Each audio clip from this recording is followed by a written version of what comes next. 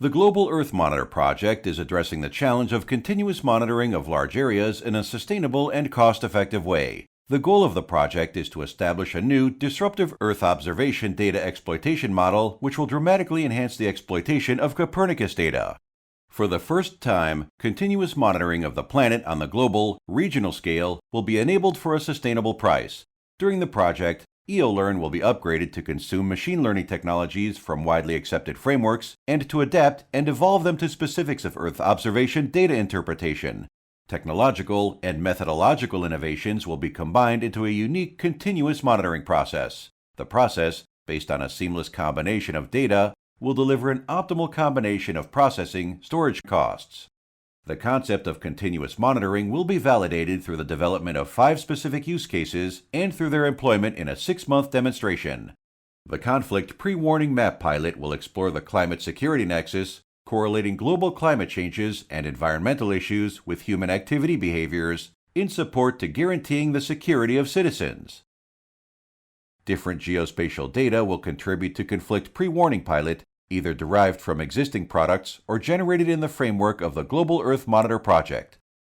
All the variables are processed and joined into a data cube. Building a deeper understanding of the climate processes and their interaction with the safety and security of citizens is key to address the impacts of these growing challenges.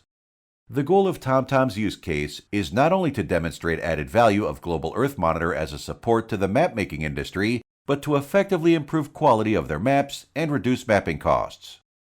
We are trying out the map-making pilot using the Water Prediction Engine, where we use a random forest classifier model with the ground truth data captured manually by labeling the water pixels for 3 classes, for example, intermittent water, permanent water, and land.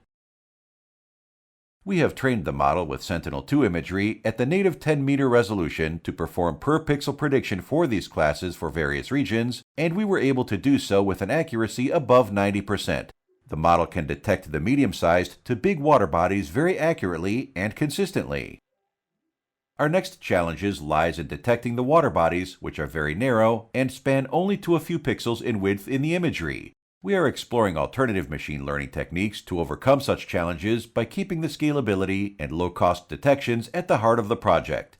We will expand the scope of the use case and eventually employ an efficient maintenance mechanism by leveraging the change detection functionality of the Global Earth Monitor framework.